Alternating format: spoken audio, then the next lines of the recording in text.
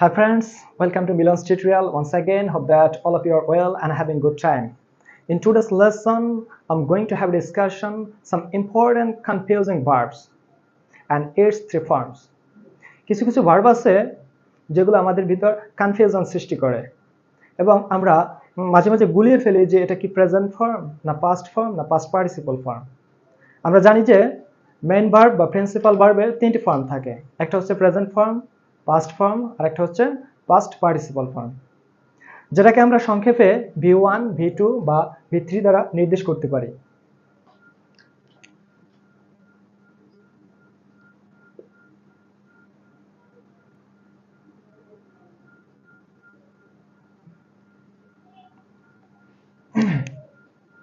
দেখেন প্রথমে আমি যে ভার্বটা লিখছি hang, HANG, hang, HANGED, hanged, এটা হচ্ছে পাস্ট ফর্ম, এটা হচ্ছে পাস্ট পার্টিসিপল ফর্ম। এই হ্যাং অর্থ ফাঁসি দেয়া।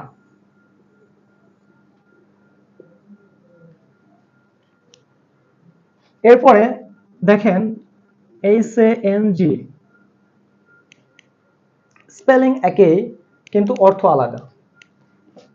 ঝোলানো,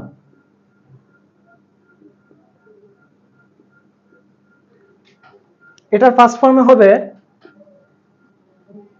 Hang, past পার্টিসিপলে Hang.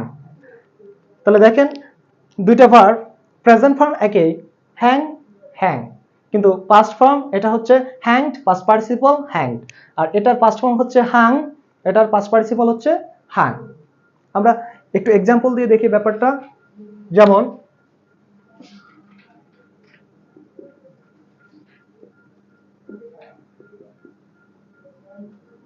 he was killed,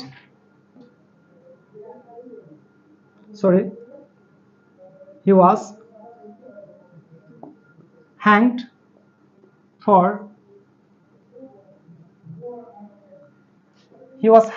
murder, তাকে মার্ডারের জন্য কি করা হয়েছিল? ফাঁসি দেওয়া হয়েছিল।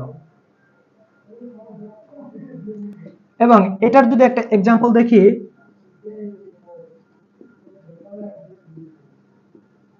the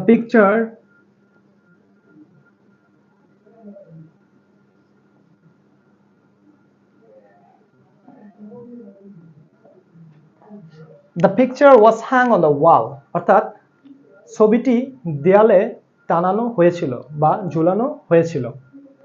তাহলে এটা হচ্ছে ঝুলানো, হাং, আর হ্যাংড, HANGED, হ্যাংড হচ্ছে ফাঁসি দেয়া। আশা করি সবাই বুঝতে পেরেছেন। তাহলে প্রথম আমরা দুইটা ভার্ব নিয়ে আলোচনা করলাম, হ্যাং হ্যাং, পাস্ট ফর্ম হচ্ছে হ্যাংড, পাস্ট পার্টিসিপল হ্যাংড, এটার পাস্ট ফর্ম হচ্ছে হাং, এটার পাস্ট পার্টিসিপল ফর্ম হচ্ছে হাং।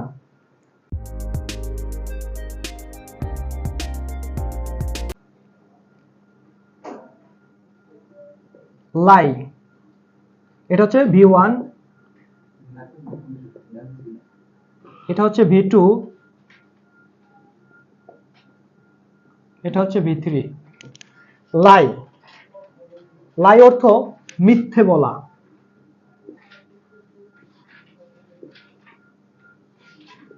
লাই অর্থ মিথ্যে বলা, এর পাস্ট ফর্ম হচ্ছে লাইট, পাস্ট পার্টিসিপল হচ্ছে লাইট। যেমন ডোন্ট টেল আ লাই, মিথ্যে বলো না। দেখেন LIE, লাই, শুয়ে থাকা বা পড়ে থাকা, এর পাস্ট ফর্মে হবে লেই, LAY, লেই, লে না লেই। পাস্ট পার্টিসিপল হবে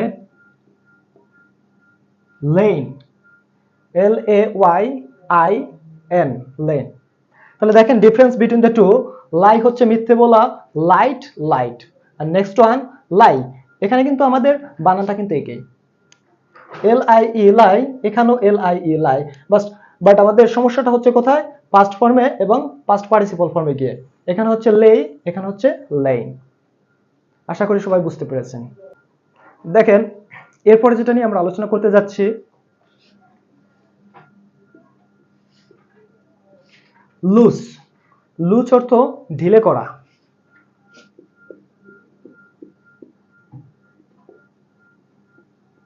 লুজ।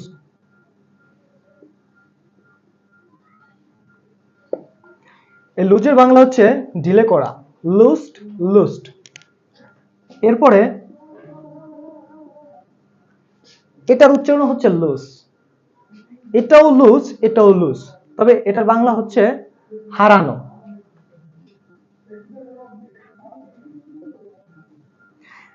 এখন এর পাস্ট পার্টিসিপল হচ্ছে পাস্ট ফর্ম এবং পাস্ট পার্টিসিপল ফর্ম হচ্ছে লস্ট।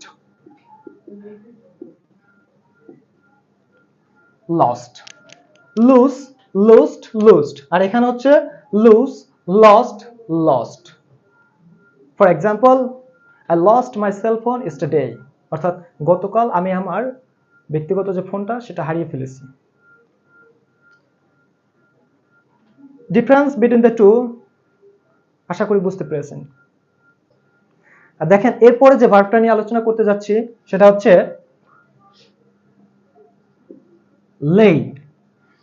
উচ্চারণটা কি? লেই, লে না, লেই। লেই এর অর্থ হচ্ছে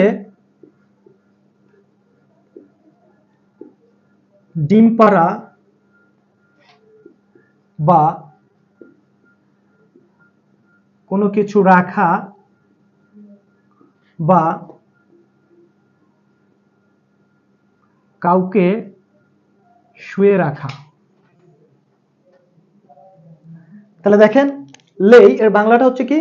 ডিম পাড়া বা কোনো কিছু রাখা বা কাউকে শুয়ে রাখা। এখন এর পাস্ট ফর্ম হচ্ছে laid, LAID, laid. Past participle ও লেট। ডিম পাড়া, কোনো কিছু রাখা বা কাউকে শুয়ে রাখা, নিজে শোয়া না, মানে অন্য কাউকে শুয়ে রাখা। দেখেন ডিম পাড়া, আমরা একটা এক্সাম্পল দেই, যেমন যে মুরগিটি 10টি ডিম পেড়েছে। তো মুরগিটি ইংলিশ কি? দ্য হেন। পেরেছে কোন tense? Present perfect tense, has. তাহলে আমরা জানি কি হ্যাভ বা হ্যাজ এর পরে ভার্বের পাস্ট পার্টিসিপল ফর্মটা বসে, laid. The hen has laid 10 eggs. মুরগিটি 10টি ডিম পেড়েছে। The hen has laid 10 eggs. এবার যদি আমরা আরেকটা এক্সাম্পল দেই যে কোনো কিছু রাখা অর্থে, দেখেন যে বইটি টেবিলের উপর রাখো, lay the book on the table, ঠিক আছে। এরপর যদি বলি যে কাউকে শুয়ে রাখা অর্থে, যেমন যে বাচ্চাটিকে শুয়ে রাখো, lay the baby on the bed। এভাবে অনেক এক্সাম্পল দেওয়া যায়। তো আশা করি সবাই বুঝতে পেরেছেন। So dear friends, these are the topics of today's discussion. Hope that you have been able to understand, and if you are still watching this video, thank you so much. That's enough for today. See you in the next video. Till then, take care, keep connected with Millon's tutorial. Tata, bye bye.